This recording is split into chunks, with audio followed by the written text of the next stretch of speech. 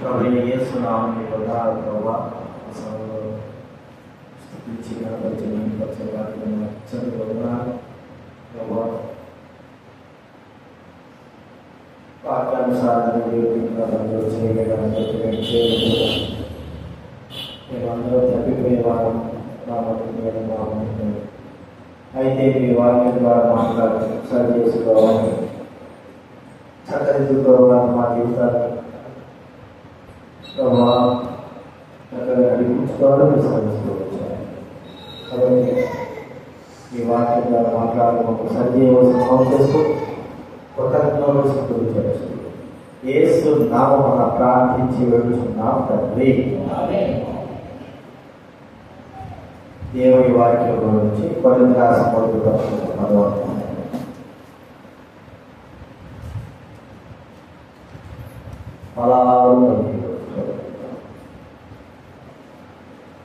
Bible వెనక భాగం నుంచి 152 కొరింథీ సంబంధిత పత్రిక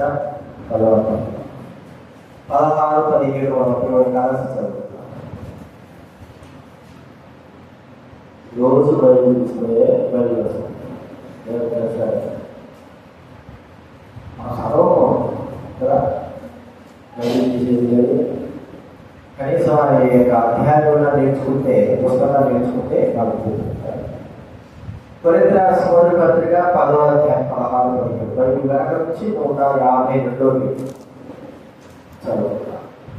మనము దీనితో ఆశీర్వచన పాత్ర కావుగా క్రీస్తు రక్తంలో పాల్గొంచుకోవడమే కదా, మనం విడిచిపెట్టినటువంటి క్రీస్తు శరీరంలో పాల్గొంచుకోవడమే కదా. మనమందరము ఆ ఒకే రకంలో పాల్గొంచుకుంటున్నా రొట్టె ఉంటే కనుక అనేకుల మీద మనం ఒక శరీరమై. అలాగే లూకా రాసిన సువార్త 8వ అధ్యాయం, లూకా రాసిన సువార్త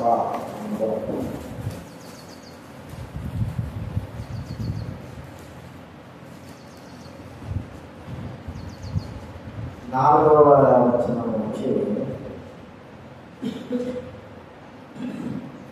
దాని నుంచి 15 వచనాల వరకు వార్షికంగా చదువుతుందా. లూకా సువార్త 8వ అధ్యాయం 4 నుంచి 15 వచనాల వరకు. బహు జనసమూహము కూడి ప్రతి పట్టణం నుండి ఆయనతో వస్తుండగా ఆయన ఉపమాన రీతిగా ఇట్లా నేను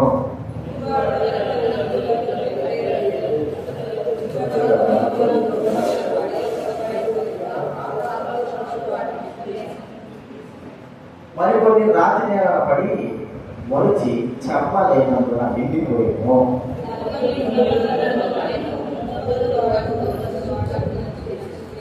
మరికొన్ని పచ్చి నేలలు పడలు అవి మొలిచి నూరంతరాను సంచలనం.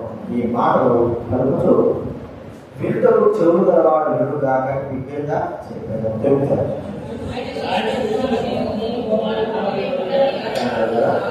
ఆయన దేవుడి రాజ్య మర్మము ఎరుగుట మీకు అనుగ్రహింపబడినది. ఇతరులైతే చూచియు చూడకయు విడియు గ్రహింపని ఒకరిలో వారికి ఉపమాన రీతిగా బోధింపబడుతున్నవి.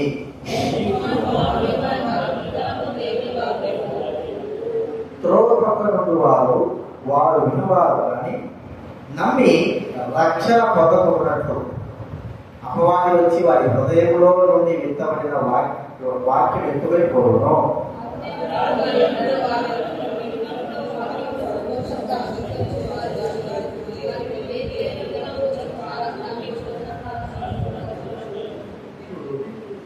మొట్టమొదటిలో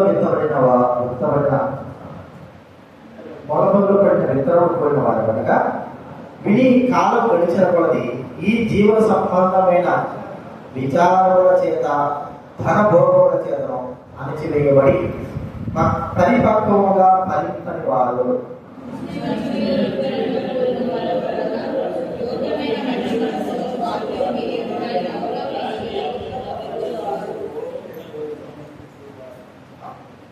అదే లూకా సువార్త 13వ అధ్యాయము 35వ వచనం. లూకా సువార్త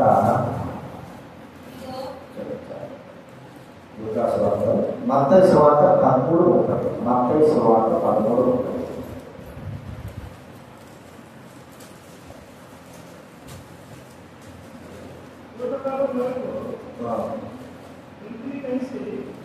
మత్తయి సువార్త 13:35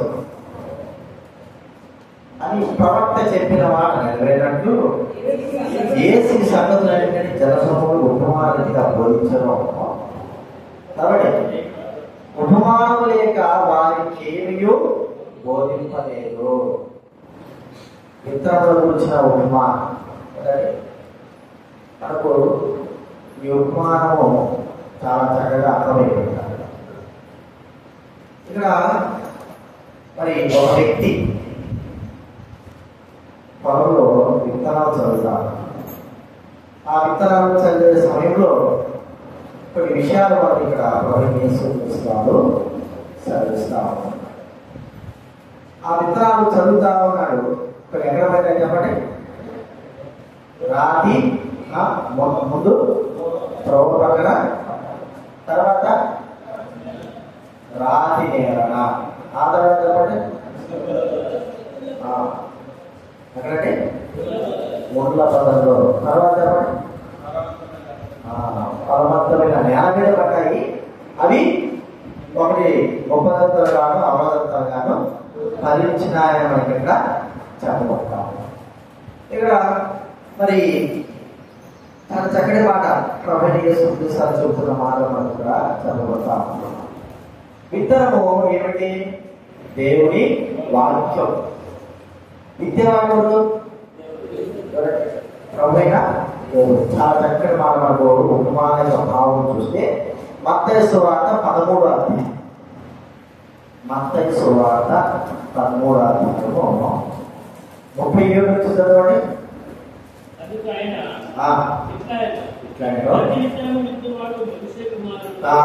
ఏంటంటే విత్తనము మంచి విత్తనం విత్తేవాడు మనిషి కుమారుడు. రెండోదిగా పొలము ఎవరంటే లోకమా, రాజ్య సంపత్తులు, దుష్టుల సంపదలు, వాటిని విత్తిన శత్రువు అపవాది, యుగ సమాప్తి, కోత కోరి వారు దేవదూతలు. పొలం ఏంటంటే పొలము లోకం. ఇక్కడ పొలము లోకం దేవుడి వాక్యం. మరి ఇక్కడ మనం చూస్తా ఉంటే గురువుల గురించి గోధుమల గురించి మనకు చెప్పడం మాట. అయితే విత్తనము విత్తినటువంటి వ్యక్తి ఎవరంటే ప్రభువుని యేసుక్రీస్తు. వాక్యం ఎవరైనా చెప్పని, మరి నేను చెప్పని, వేరే వాళ్ళు ఎవరైనా చెప్పని, ఎక్కడ ఎవరు చెప్పినా కూడా దేవుడి వాక్యం విత్తనం. ఆయన ఎవరికి అందరికీ అన్ని రీతులుగా ఫలమైనటువంటి లోకంలో ఉంటున్న మనకందరికీ మన పైన ఆయన తన వాక్యాన్ని ఏం చేస్తున్నాడు? వెదజల్లుతున్నాడు. ఇక్కడ మాటలు చూస్తే ఈ యొక్క భావం కొంత వేరుగా మనము చూసుకోవాలి.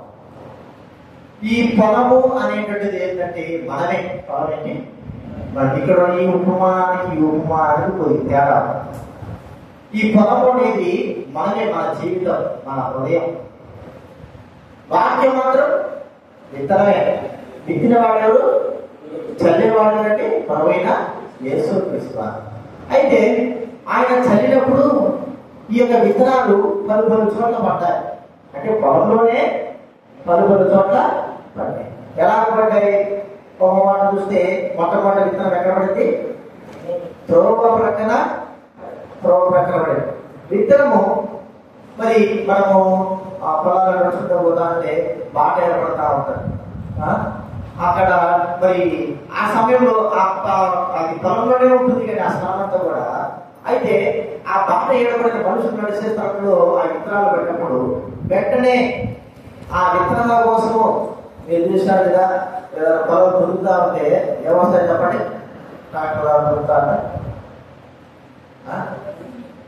కొంగలు కదా, పక్షులు ఇవన్నీ వచ్చి వెంటనే ఏమైనా దాంట్లో బయటకు వచ్చినాయా, పురుగులు కానీ ఏదైనా ఉన్నాయని వెంటనే వచ్చి తినడానికి మొదలు పెడతారు. కాబట్టి ఇక్కడ మనం చూస్తా ఉంటే విత్తనం అనేది, ఈ విత్తనాన్ని ప్రభువు యేసుక్రీస్తు మన హృదయాల మీద చదువుతారు. అంటే వాక్యము, ఈ వాక్యము. అయితే ఈ వాక్యము చదివినప్పుడు కొన్ని విత్తనాలు ఎక్కడ పడుతున్నాయంటే త్రోవ పక్కన పడిన వెంటనే కాసుకోమంటున్నాడు. ఎవరు? అపవాదం. సాతాను ఏం చేస్తున్నాడు? శివ కుమార్ కూర్చున్నప్పుడు నా దిక్కే చూడాలి, బయటికి చూడదు. ఏం చేస్తున్నాడు చెప్పండి? సాతాను సిద్ధంగా ఎప్పుడెప్పుడు విత్తనాలు పడతాయా పక్షులు, అవి ఏమైనా సరే విత్తనాలు ఎప్పుడు పడతాయా అప్పుడు వాటిని మింగేద్దామని అన్నట్టుగానే విత్తనాలు పడుతున్నాయి. పడిన వెంటనే త్రోవ పక్కన పడుతున్నాయి కాబట్టి వాటికి బాగా కనబడుతున్నాయి. వెంటనే ఒక్కొక్కదాన్ని ఈ యొక్క పక్షులు వచ్చి అవి బాగోకుండా ఆ పక్షులు తినేస్తారు. దీని భావాలను ఒకసారి ఆలోచిస్తే మనము దేవుడు తన వాక్యమును తన బిడ్డల ద్వారా మనకు అనుగ్రహించి ఫలించలేకపోవడానికి దీనికి కారణం ఏంటంటే సాతానుడు మనలో దేవుడి వాక్యము పడకోకుండా మన ఇక ఆలోచనలు తప్పించేవాడుగా ఉంటాడు. రెండోదిగా దేవుడి వాక్యం మన హృదయంలో ఉండకోకుండా ఆయన కళ్ళు పైన మన యొక్క మాటలు పెట్టేవాడుగా ఉంటాడు. ఇంకా దేవుడి వాక్యం మన దగ్గర నుండి ఎత్తుకొని పోయేటట్లుగా మృంగి వేసేటట్లుగా మనకు నిద్రణ కలిగించేవాడుగా చూస్తాం కదా. ఇవన్నీ అంటే వాక్యము వింటే ఆ వాక్యం ఏమైపోతుంది? లోపలికి వెళ్ళిన తర్వాత ఫలిస్తుంది. కాబట్టి అసలు వాక్యమే వినకోకుండా చేయడానికి కొరకై సాతానుడు చేసే కార్యం. మరి స్టీవెన్ చంద్రబాబు గురించి చెప్పిన మాట ఆయన సుమారు ఎన్నో సంవత్సరాలు 20 సంవత్సరాలు 2 సంవత్సరాలు ఆయన వంట డ్యూటీ లోపల కిచెన్ డ్యూటీ చేసేవాడు. అంటే బక్సింగ్ గారికి ఇంకా పెద్దలకి వాళ్ళకి ఏవైనా కావాలంటే టీ గాయస్ చేసేవాడు. అది చాలా కష్టమైన పని. మరి అన్ని శుభ్రం చేసుకోవాలా, వాళ్ళు వచ్చారంటే సిద్ధం చేయాలా. బక్సింగ్ గారు చెప్పేవాడట ఆ మైక్ కూడా ఆ హిబ్రూలో ఆయా ప్రాంతాల దగ్గర మైక్స్ కూడా పెట్టేవాడు. మైక్ శ్రద్ధ చెప్పేవాడట, స్టీవెన్ ఏ వాక్యం విన్నావు నేను అడుగుతాను. ఇక్కడ ఎన్ని పనులు చేసుకోవాలా? పనులన్నీ చేసుకోవాలా? మళ్ళా 2 పనులు చేస్తాం. పని చేయడమే కష్టం, కానీ వాక్యం అనడమే కష్టం. ఇక 2వ పని చేస్తాం. ఆయన ఇప్పుడు మరి అన్ని పనులు చేసుకుని బలగా కూర్చుని వాళ్ళ అన్న వండించేటప్పుడు అడిగేవాడు, వేరే వాక్యం విన్నావు, ఏం విన్నావు ఈరోజు? ఆనందవంతమా బలవంతమా? అంటే ఆయన దృష్టి ఒకవేళ ఇక్కడ ఉన్నా దేవుని వాక్యం వైపు కూడా తన దృష్టి. అందుకే ఏది ప్రాముఖ్యమైంది అని బైబిల్లో చెప్తుంటే మరియా మాటల గురించి మనకు అక్కడ చెప్పబడింది. మాట ఏం చేస్తా ఉంది? అనేకమైన పనులు పెట్టుకోవాలి. మరి ఏం చేస్తా ఉంది? యేసు పాపం చేత దేవుడు వాక్యం వింటా. మరి మాట కూడా వినొచ్చు కదా అంటే మాటకు 2 పనులు చేసేది అలవాటు లేదు. ఏదైనా పని చేయాలా వాక్యమా? కానీ పని చేయాల్సి వచ్చింది.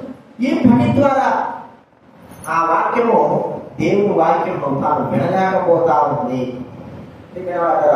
తాను వినలేకపోవడమే కాకుండా తన యొక్క చెల్లెలు మరియు కూడా దేవుని వాక్యం వినకోకుండా చేయడానికి నాకు సహాయం చేయించుదా అని ప్రభునే అడుగుతాడు.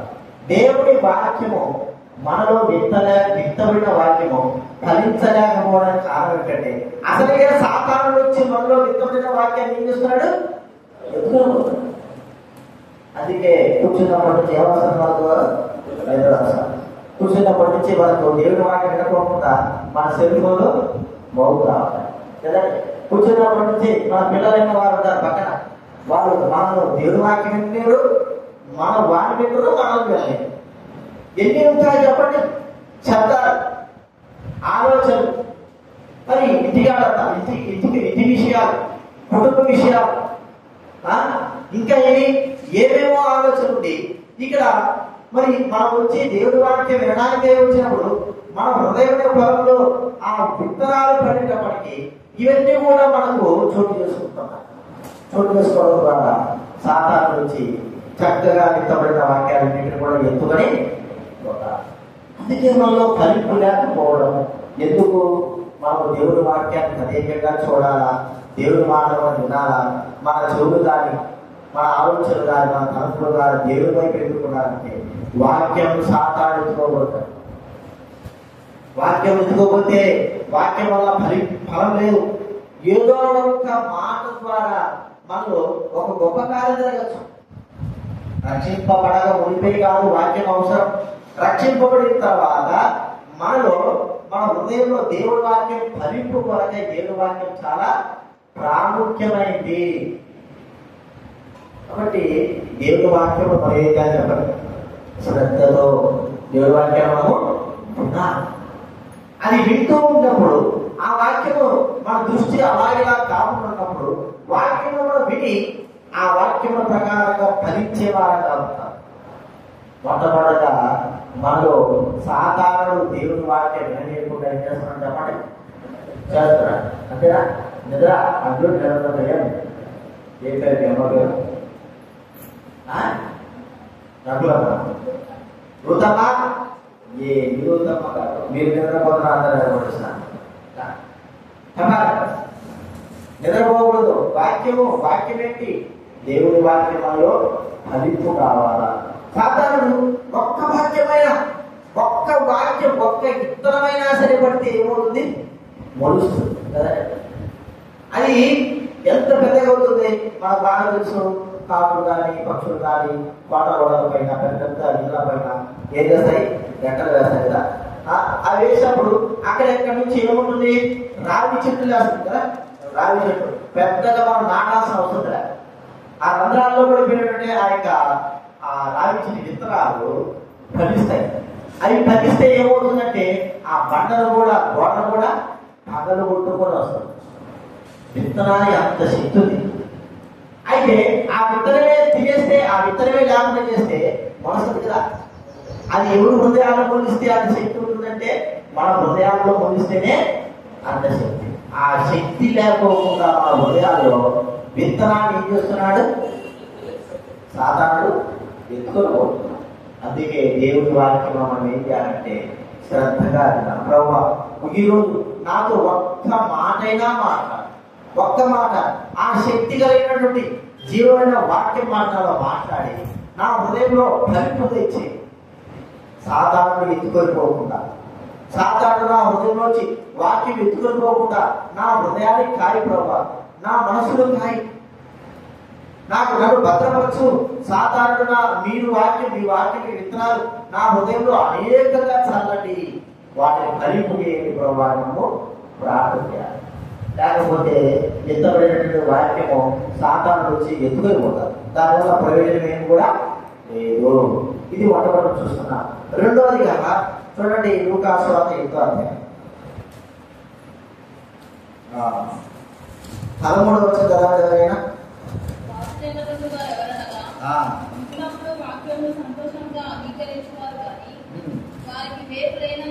వారికి వేరు లేనందున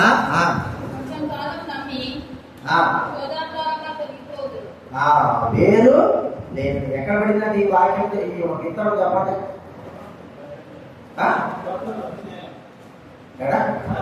రాతి నేల, రాతి నేల అంటే అర్థమేంటి?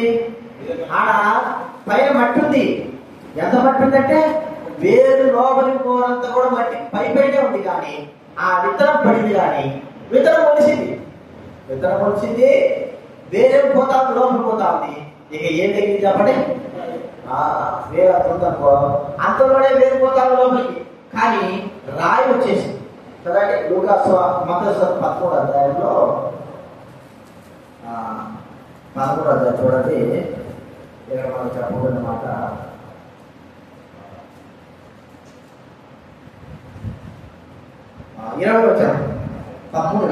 రాతి నేల విత్తబడిన వాడు వాక్యం విని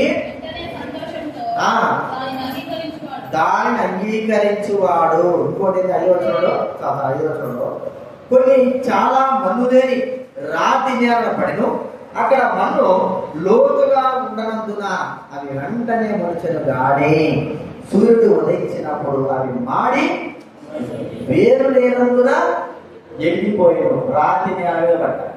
ఈ రాతి నేల మీద పడ్డటువంటి విత్తనము మొలిసింది, వేరే కిందకి వెళ్తా ఉంది. కొద్ది దూరం వెళ్ళగానే ఆ వేరు లోపలికి వెళ్ళలేకపోకుండా ఒక రాగి బండ ఏర్పడింది. ఇక లోపలికి వెళితేనే చెట్టు కానీ ఫలించేది. లేకపోతే ఆ రాతి నేల మీద ఆ వేరు అలాగే ఉంటే ఆ చెట్టు ఎంతసేపు ఉండలేదు. రెండవదిగా మరి ఆ యొక్క ఎండ వేడి మీకు ఏమవుతుంది చెప్పండి, మాడి. ఇప్పుడు ఎలా ఉన్నామంటే ఈ యొక్క రాతి నిలబడిన విత్తనం మన హృదయాలు పడుతుంది, కానీ మన హృదయాలు ఎలా ఉన్నాయి చెప్పండి, రాయిలాగా గట్టిగా ఉంటాయి.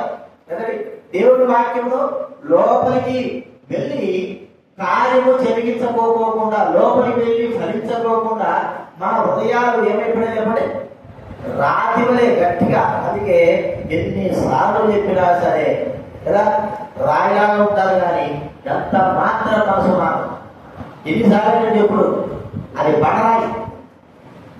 కొంతమందికి ఏదైనా చర్మము గట్టిగా ఏమంటారు అని గట్టిగా అయిపోయింది కదా, చెప్పాలి ఏదో అంటారు దాన్ని, స్పర్శలాభం గట్టి ఉండదు దాన్ని ఏమంటారు, బైబిల్లో రాయబడిన మాట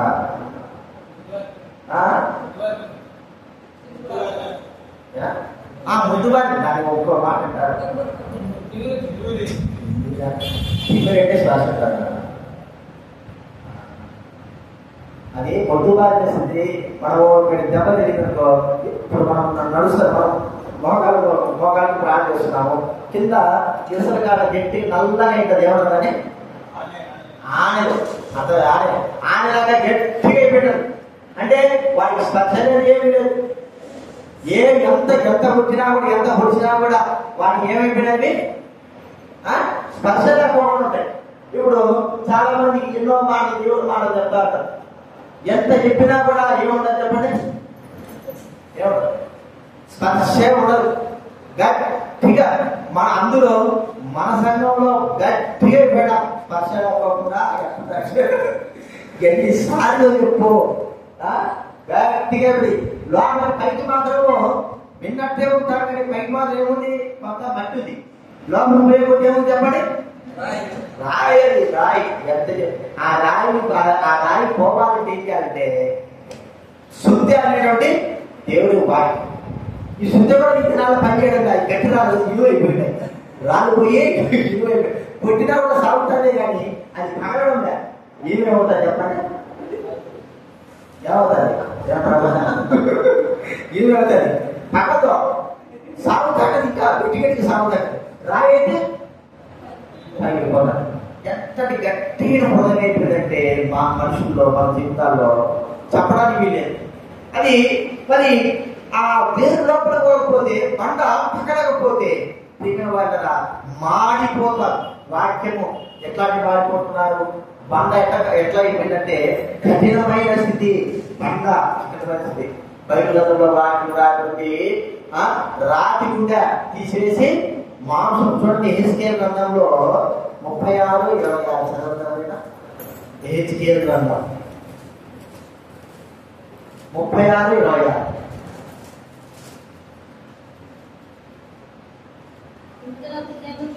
నూతన హృదయం మీకు ఇచ్చాను, రాతి గుండె రాతి గుండె మీరు తీసివేసి మాంసపు గుండె మీకు ఇస్తారు. రాతి గుండె పంట ఎంత చెప్పినా కూడా పలకరు ఉలకరు, ఎంత చెప్పినా కూడా దేవుని మాటలకు విధేయత చూపించారు, ఎంత చెప్పినా కూడా కఠినం. చాలా మంది ఎక్కడిపోతారంటే సాధారణ వారిని పంట కింద పంటలాగా చేసేస్తాడు. ఎన్నిసార్లు చెప్పినా కూడా వారి జీవితంలో మనసు మారనే ఆ వాక్యం ద్వారా వారి హృదయాలు మరి పగడం లేదు, బండ హృదయాలే. ఈ దినాల్లో నీ నా జీవితంలో బండ హృదయం పెట్టారు. బండలాంటి హృదయం ప్రియమైన వాళ్ళ ఎదుగుదల లేని జీవితము. బండ మీద విత్తనం పడితే ఆ విత్తనం ఫలించాలి, కానీ కొన్ని రోజులు ఎదిగినట్టుగా అనిపిస్తుంది, కానీ కింద బండడం. మరి మా చెప్పారు కదా, వాత వేయబడిన మనస్సాక్షి ఏంటంటే వాత వేయబడిన మనస్సాక్షి. వాత వేయబడినట్టుగా బండలాంటి జీవితం. ఇదినాల్లో నువ్వు బండలా ఉన్నావా, బిగిస్తూపోయి ఉన్నావా, చెప్పిన మాట వినడం లేదా, ఎన్నిసార్లు చెప్పినా కూడా నీ హృదయాన్ని పండగ చేసుకుంటున్నావా, లోకస్తులైన వారు హృదయాన్ని బండగా చేసుకుంటారు. దేవుని నమ్మిన వాళ్ళు కూడా ఏం చేస్తున్నారు? బండలాంటి జీవితం జరుపుకుంటున్నారు. పగలగొట్టినటువంటి జీవితం లేదు. ఆ పగలైన జీవితంలో ఏముందంటే మరి వాతం ఏమిటి స్థితి, కదలలేని స్థితి. బండ పగలకపోతే విత్తనం అనేది లోపలికి వెళ్ళాలి, వేరు అనేది లోపలికి వెళ్ళాలి. ఆ వేరు లోపలికి వెళ్ళకపోతే చెట్టు ఫలించదు అని మనం గుర్తించుకోవాలి. కాబట్టి బండ స్థితి మన జీవితంలో ఉండవు. ఇప్పుడు ఒక మామిడి చెట్టు ఉంది, ఆ మామిడి చెట్టు వేరు చాలా లోపల పోయింది. ఎంత లోపల పోతే ఆ చెట్టు దృఢంగా ఉందంటే అర్థం ఏంటంటే దాని కింద ఆ వేరు ఎంత లోతుకైనా పోని దాని కింద ఏం లేదు చెప్పండి, బండ అనేది లేదు. 30 అడుగులు, 40 అడుగులు, 50 అడుగులు అని బండ లేదు. 50 అడుగుల తర్వాత బండ ఉంటుంది. ఆ తర్వాత వరకు వేరు లోపలికి వెళ్ళలేదు. మన జీవితంలో దేవుని వాక్యము ఎంతగా లోపలి వెళ్తాం, ఇంకా కఠినపరుచుకుంటున్నామా? దేవుని మాటలు వింటున్నాం, దేవుని వాక్యం చేయాలని చెప్తున్నాం, దేవుని మాటలు మరి నడిపించాలని చెప్తున్నాం. కానీ దినదినానికి మన హృదయంలో బండబారిన స్థితి. వాక్యానికి చోటు లేదు. వాక్యం ఫలింపలేకపోతాం. దేవుడు తన వాక్యం ద్వారా తన ద్వారా ఎంతో మంది ద్వారా దేవుడి వాక్యం మన మీద చదువుతా ఉంటే ఈ హృదయాన్ని ఏమైపోయినాయంటే చెప్పండి, బండలాగా మారిపోయి. ఈ హృదయాల మీద బండ మీద ఎన్ని విత్తనాలు వస్తుంది, ఎన్ని పోవడమే తప్ప ఫలింపనేది లేదు. ఎన్ని పోవడమే తప్ప ఫలింపనేది లేదు. మన జీవితంలో ఇలా ఒకసారి ఆలోచిద్దాము. బండలాంటి జీవితాన్ని మనము పగలగొట్టించుకోవాలి దేవుడి వాక్యం ద్వారా. ఎప్పుడైతే ఆ బండ హృదయాలు పగలబడతాయో అప్పుడు పశ్చాత్తాపమే కాదు కానీ దేవుడి మాటలు వినడానికి ఫలింపుకు మనం వస్తాము. చూడండి, ఇర్మియా గ్రంథంలో 23:29 చదవటమేనా? ఇర్మియా గ్రంథం 23 చదవటం.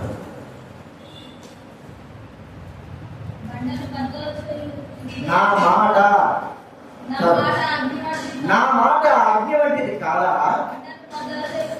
బండను బద్దలు చేయు శుద్ధ వంటిది కాదా? దేవుని మాట, దేవుని వాక్యం బండలు బద్దలు చేసి శుద్ధ. అందుకే మన హృదయంలో ఆ బండలు పంపించే సత్యము మనం అప్పచెప్పుకోవాలి. దేవుని వాక్యము మనం ఎప్పుడైతే మనం ఆలోచించుకుంటామో ఆ సత్య మనలో ఉన్నటువంటి బండలాంటి జీవితాన్ని పగలవుతుంది. చూడండి, ఈ మాట అపోస్తలుల కార్యం 2వ అధ్యాయం 37 చదవండి ఎవరైనా. 2:37 వారు ఈ మాట విని, బైబిల్ వెనక నుంచి 105 వారు ఈ మాట విని హృదయంలో నొచ్చుకొని, కదండి హృదయం ఏం చేశాడు? ఇక్కడ ఏముంది? పొడవబడి నొచ్చుకున్నారు. మరి శుద్ధిలాగా వారి శుద్ధి వలె వాక్యము వారి హృదయం పట్టబడి ఎప్పుడైతే నొచ్చుకున్నారో వారు రక్షింపబడ్డారు. వారి బండలాంటి హృదయాలు ఏమైపోయినా చెప్పండి, పగిలిపోయి ఆ లోపల, ఆ బండ లోపల పగిలిపోయిన వాటి లోపల ఎప్పటిది దేవుని వాక్యము మొలిసింది. బండ వెళ్ళిపోయిన తర్వాత లోపల నుంచి ఆ యొక్క చెట్టు కానీ ఏదైనా వస్తే అది బహు గట్టిగా దృఢంగా ఉంటుంది. ఎందుకంటే పగలగొట్టబడింది బండ. మన హృదయం కూడా పగలగొట్టబడాలి. ఎన్ని రోజులు మనం ఇలాగే బండలాగా ఉంటాం? ఎప్పుడు చూసినా బండలాగా జీవితంలో దేనికి పనికిరాగా ఉంటున్నాం. ఫలింపుగా మన హృదయం పగలగొట్టుకుందా, మన ఆలోచన, మన తరపులు పగలగొట్టుకుందా, మన మూర్ఖత్వం పగలగొట్టుకుందా, మన దౌర్భాగ్యస్థితి పగలగొట్టుకుందా, మనము మా మాట వినలేనటువంటి స్థితిని పగలగొట్టుకుందా, లోబడే స్థితికి ఆయన శుద్ధిలో అప్పచెప్పుకుందా. ఎప్పుడైతే మనం ఒక పండగ పగలగొట్టబడినప్పుడే దాని రూపు అనేది మనకు వస్తుంది. పగలగొట్టబడినప్పుడు రూపు వస్తుందా? రాదు. ఎన్నిసార్లు పగలగొడతాడు? ఆ యొక్క విగ్రహాలు చెక్కేవాడు ఎన్నిసార్లు ఆ పంటను కొడతా ఉంటేనే దానికి ఒక రూపు అనేది ఏర్పడుతుంది. పగలగొట్టబడాల, లేకపోతే రూపు ఏర్పడుతుంది. మరి భూమిలో ఉన్నటువంటి ఆ యొక్క పంట పగలగొట్టబడితే పడితేనే అక్కడ అత్యధికంగా ఫలింపు అనేది వస్తారు. ఈ మూర్ఖత కూడా అలవాటు పొద్దుగలతో ఈ బండలాంటి జీవితం, మెత్తని హృదయం, మాంసపు గుండె మనకు అవసరం. బండలాంటి హృదయం ద్వారా వచ్చేది ఏంటంటే ఫలింపు లేని జీవితము, దౌర్భాగ్య జీవితము, నష్టము. కాబట్టి దినదినము మన హృదయాన్ని ఏం చేసుకోవాలా? దేవుడి వాక్యంలో పగలగొట్టుకోవాలా. అందుకే అపొస్తలుడైన పౌలు గారు, నేను దినదినము చనిపోతున్నాను, నా శరీరాన్ని నలగొట్టుకొనుచున్నాను దేవుడి వాక్యమును బట్టి. ఎందుకంటే ఎంతగా దున్నితే ఆ భూమి ఎంతగా దున్నబడితే అంతగా ఫలింపుకోవడం వచ్చినట్టుగా ఆ బండ ఎప్పుడైతే పగలగొట్టబడి నుచ్చు చేయబడుతుందో మా వాక్యమునే విత్తనము బహుగా ఫలిస్తుంది. ఇది మనం గుర్తించుకోవాలి. వార్తలు ఇవ్వడం మన సాక్ష్యంతో ఉంచుకుందాం. దీనికి మనం గుర్తిస్తాంటే మూడోది మనం చూస్తే ముండ్ల పొదల్లో పడినటువంటి విత్తనం. చూడండి, ముండ్ల పొదల్లో పడిన విత్తనానికి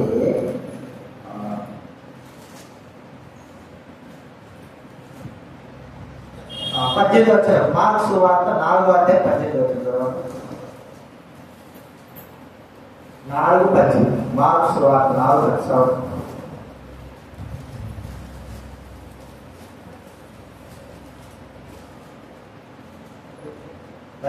వచ్చి 30.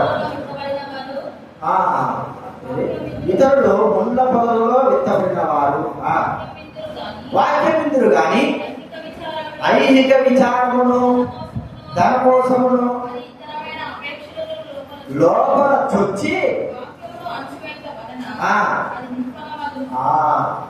ముళ్ళ పొదలు రాదు. ముళ్ళ పొదలు కంపంలో మన విత్తనాలు చల్లిన చల్లిన వెంటనే విత్తనాలు అనేది మొలుస్తున్నాయి. కానీ భూమి బయట ఏముందంటే కంప, ముళ్ళ పొదలు ఏంటంటే మొలలు.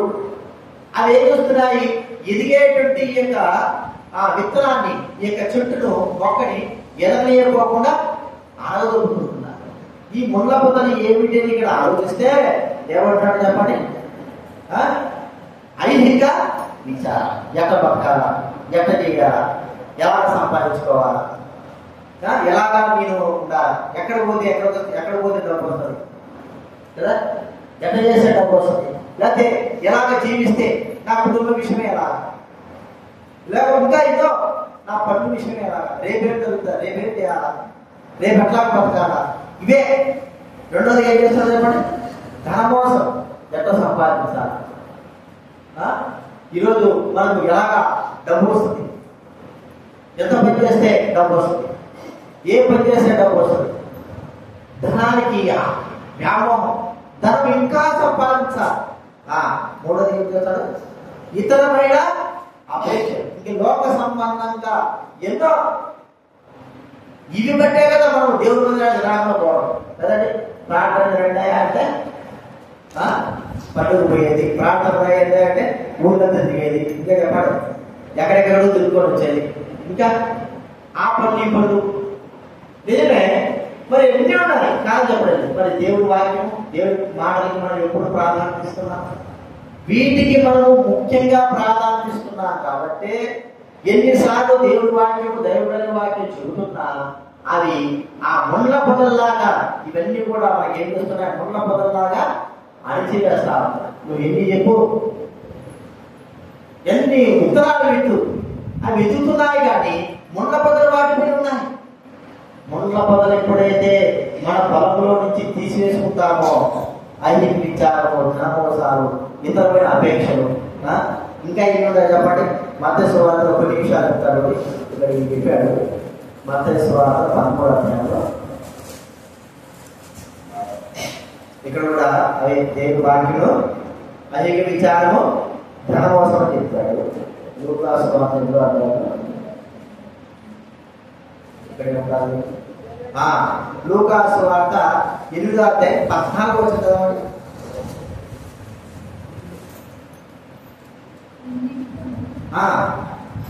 లూకా సువార్త 8:14. ముండ్ల పొదలలో విత్తబడిన విత్తనము పోలిక అనగా విని కాలము గడిచిన కొలది ఈ జీవన సంబంధమైన విచారముల చేతను, ధనభోగముల చేతను అణచివేయబడి పరిపక్వంగా ఫలింపని వారు. పరిపక్వంగా ఫలింపని వారు అంటే అర్థం ఏంటి? ఫలించడానికి దర్యాపులో ఉన్నారు కానీ ఫలాలు రాకపోవడం, అణిచివేయబడడం. అణిచివేయబడుతా ఉన్నారు, ఫలాలకు లేకుండా పోవడం. ఈ జీవన సంబంధమైన ఏమంటాడు? విచారముల చేత విచారాలు. అందుకే మతస్వార్థ ఆరోగ్యం వేసుకోవటాడు. ఏం తిందామా, ఏం ధరించుకుందామా, ఇలా వీటి గురించి మీరు విచారం చేయవద్దు. ఈ ఎక్కువ విచారణ అయిపోయింది కదండి. ఇప్పుడు ఇంకెక్కువ అయింది. స్కూల్ పిల్లలకి డబ్బేట కట్టాలా, వాళ్ళ బుక్సులు ఎట్లా తేవాలా, వారికి వారికి సహాయం, వారికి పంటలు ఎట్లా తెచ్చుకోవాలా, ఈ ఎక్కువ మీరు విచారం కదా. ఇంకా ధనమోసం. రేపు మరి మనకు మన పిల్లలకి మనం ఎలాగ సంపాదించి పెట్టుకోవాలా, ఎలాగ వాటిని కూర్చుకోవాలా, ఎలాగ వాటిని ఇంకా అత్యధికం చేసుకోవాలి. ఇక్కడ వాళ్ళ ఇవన్నీ కూడా ఏమవుతున్నాయంటే నీ ఆత్మ సంబంధమైన జీవితంలో దేవుడి వాక్యం నీ హృదయంలో పడితే ఆ వాక్యం ఏం కాలేకపోతుంది? నేను చేస్తానన్నా ఏం కాలేకపోతుంది చెప్పావా? ఇప్పుడు నీ భక్తులు వచ్చిందంటే అర్థమేంటి? జనం వచ్చిందంటే అర్థమేంటి? నీలో విత్తబడిన వాక్యం ఏం చేస్తారు? అక్కడ కూర్చొని చంద్రశేఖర్ నాకు చంద్రశేఖర్ ఉత్తరాన్న పక్కకి ఏమైనా విత్తానంటారు. అంతేనా? చెప్పు. దేవుడి వాక్యం ఏం చేస్తారు? నిద్ర ద్వారా పడిన విత్తనం సాధన పెట్టాలి. ఇంకొక విత్తనాలు ఏమైపోతున్నాయి? ఆలోచన, ధనమోసం చేసుకోవాలి, ఎలాగ చేసుకోవాలి. దేవుడి గురించి ఆలోచించేది కాదు, దేవుడి సన్నిధి గురించి ఆలోచించేది కాదు, దేవుడి వాక్యం గురించి, దేవుడి మాటల గురించి, దేవుడి యొక్క మందిరాల గురించి, దేవుడి కార్యాల గురించి ఆలోచించడం కాదు. ఎట్లా బతకాలా, ఎట్లా చేయాలా, ఎట్లా డబ్బు సంపాదించాలా, ఎలాగ నేను ఉండాలా, ఈ ఎక్కువ అయిపోయినా నేను ఒకటి ఆలోచిస్తాను. మీకు చెప్తాను, ఏ దినాలైనా సరే దేవుడి మందిరాల గురించి మీ హృదయాల్లో కొంతైనా ఆలోచన వచ్చిందా? ఒక్క రోజులో ఒక్కసారి నేను కూర్చోాలని చెప్పి కార్యసిద్ధి కావాలంటే అందుకే మాటలు కాదు, కార్యసిద్ధి కావాల. మాటలు అందరూ చెప్తారు, ఇప్పుడైనా చెప్తారు,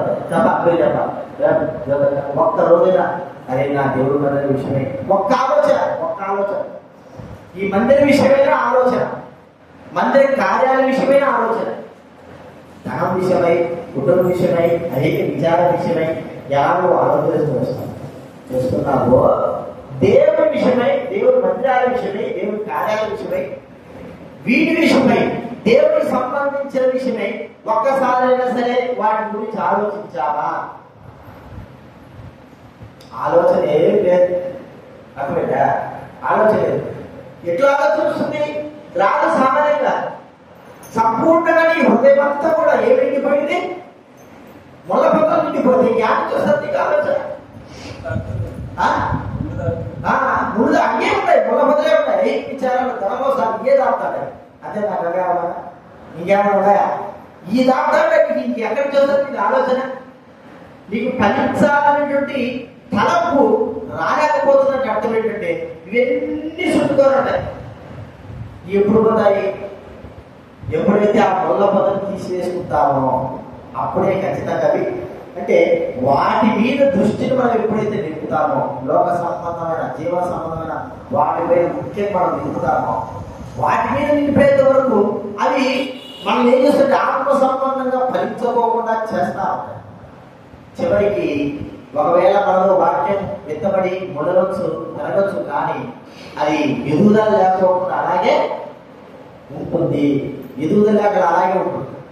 ఒకవేళ ఫలించిన పరిపక్వం లేనటువంటి పరిపక్వం లేనటువంటి ఫలించాలంటే అర్థం పెట్టి ఎదిగినాయి, పొల పనుల్లోనే యుక్తపోయి ఉంటాయి, ఎదగలేకపోతున్నాయి.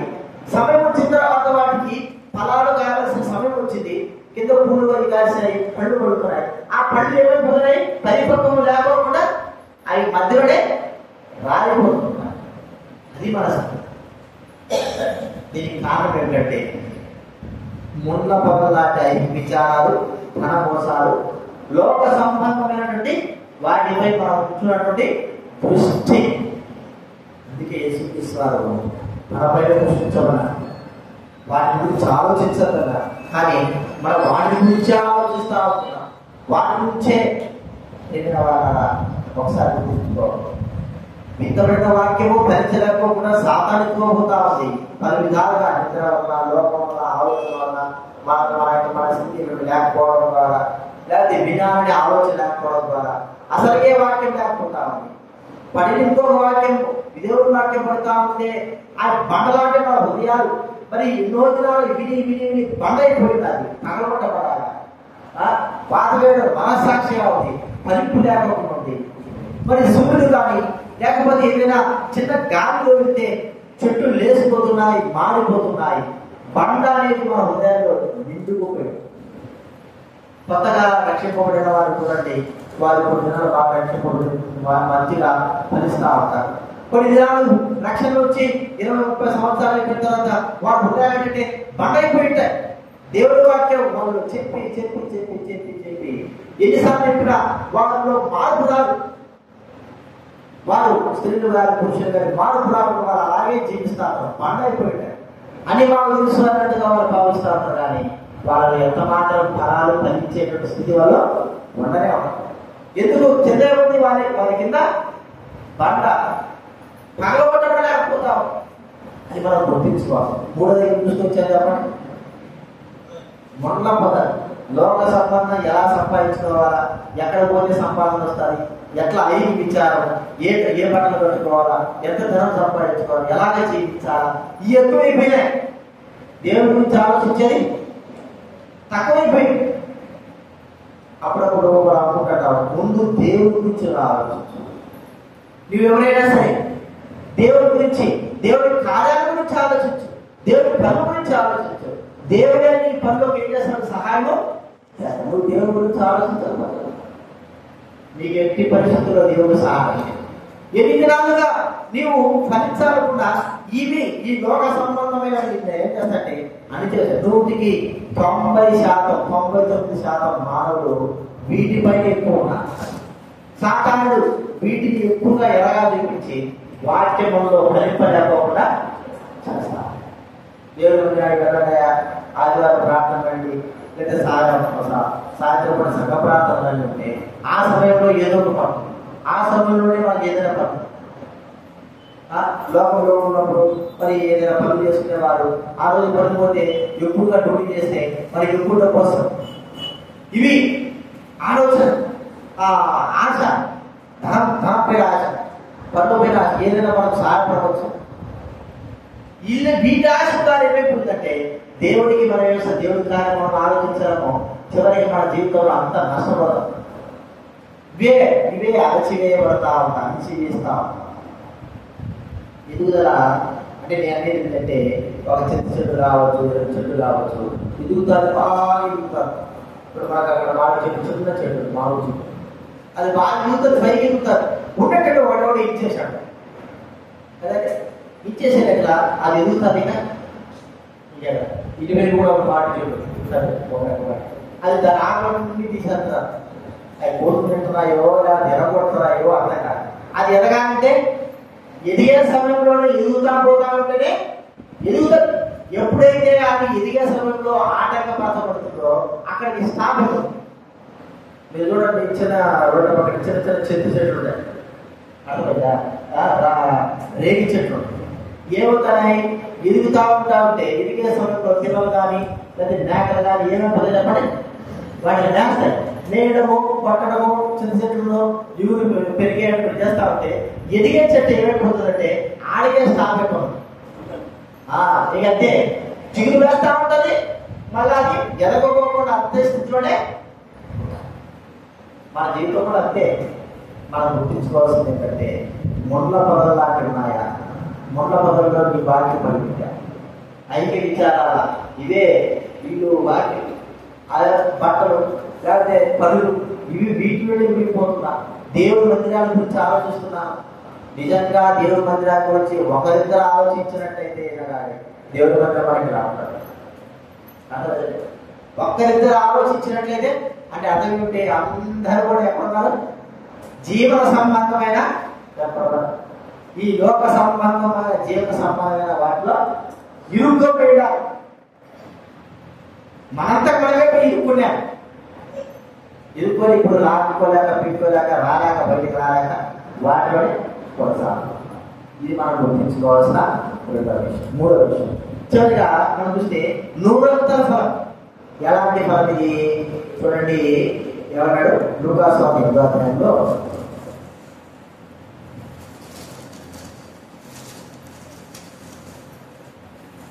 చదవండి 8:22 చదవండి.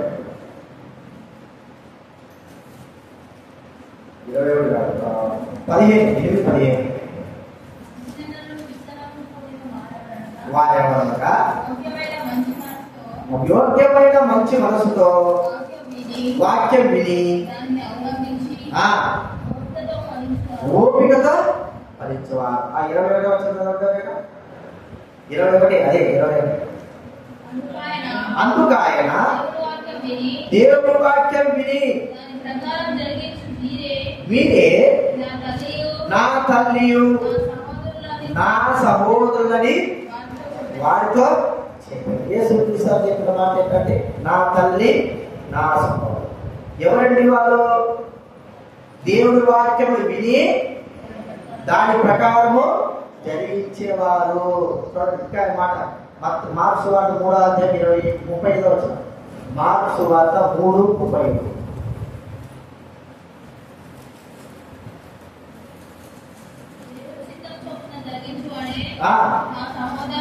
నా సహోదరుడు సహోదరియు తల్లియులని దేవుని చిత్తం చొప్పున జరిగించువాడే. కాబట్టి దేవుడి వాక్యం విని ఆ వాక్యానుసారంగా జరిగించువాడు మరి దేవుని మరి ఆయన సహోదరుడు.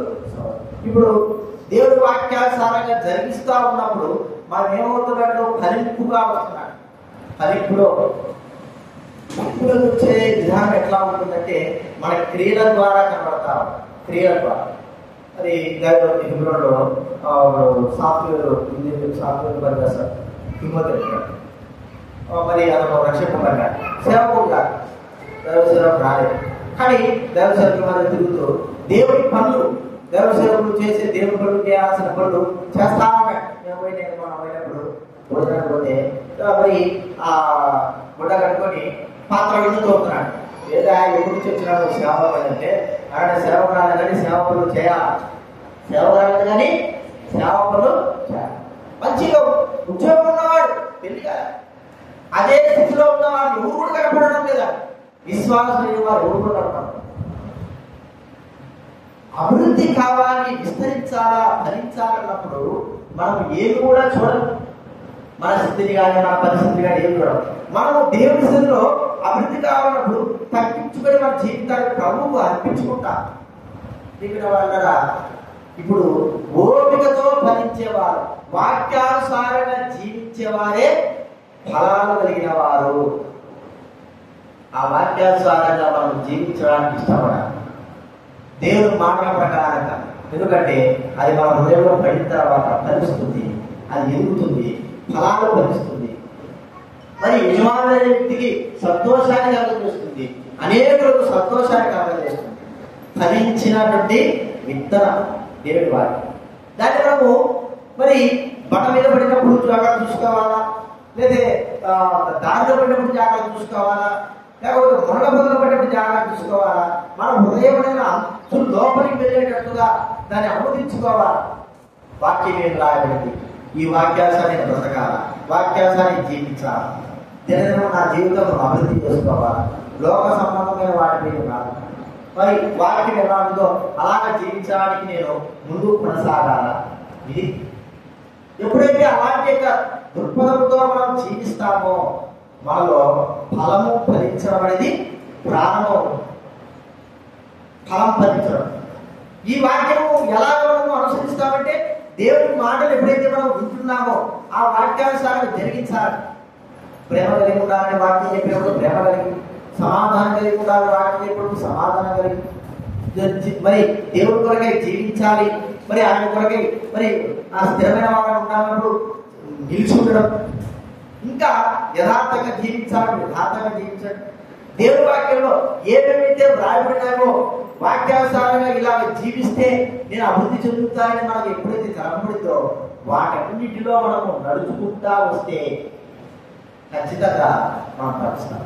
అది మొట్టమొదటగా మొదటి నుంచి మనం రావాలి. ఒకటేసారి మొదటి నుంచి అంటే దేవుని మందిరానికి వచ్చే విషయంలో నుండి, దేవుని మందిరానికి క్రమంగా వచ్చే విషయంలో నుండి, దేవుని మందిరంలో క్రమంగా పనిచేసే విషయంలో నుండి, దేవుని మందిరంలో క్రమంగా ప్రార్థన చేసే విషయంలో నుండి చిన్నగా చిన్నగా ఒక్కొక్కటి మనం నేర్చుకుంటూ మనం అవలంబిస్తా వస్తే చివరికి మనం ఎదిగే సమయానికి ఫలాలు కాస్తాం, ఫలిస్తా, అనేకులు సంతోషపరుస్తారు.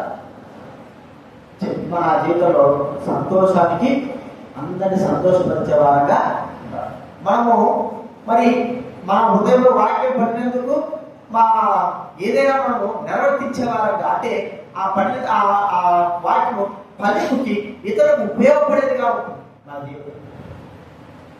అలాంటి యోసేపు గురించి మనం ఆలోచిస్తే ఎలాగా యోసేపు ఫలించాడు చెప్పండి. ఫలించడి బొమ్మ దేవుని వాక్యానుసారంగా జీవించారు.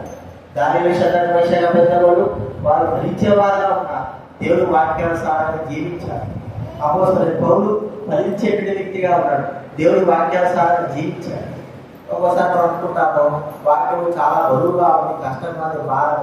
ఏది కష్టం భారం, వాక్యం ఎప్పటికీ భారంగా కష్టం ఎప్పటికి కూడా దాన్ని అవలంబిస్తే అది మనకు జీవాన్ని ఇస్తుంది. ఆ అవలంబిస్తే అది మనకి ఎంతో సహాయం చేస్తుంది. నడిచే కొద్దీ కదండి. వ్యాపారం మనం తింటే తినే కొద్దీ ఏమవుతుంది చెప్పండి, తీయగా ఉన్నట్టు. అలాగే దేవుడి వాక్యం అనుసరించే కొద్దీ మనలో ఎన్నో విధాలుగా అది ఫలాన్ని తీసుకొస్తుంది. ఇది లేదు మన జీవితాలు. అందుకే ప్రతిరోజు ఉదయాన వాక్యం చదవాలని చెప్పినాం. కవిగారు ఈరోజు ఎంతమంది చదివారు? వాక్యం చదివిన వారు వివేక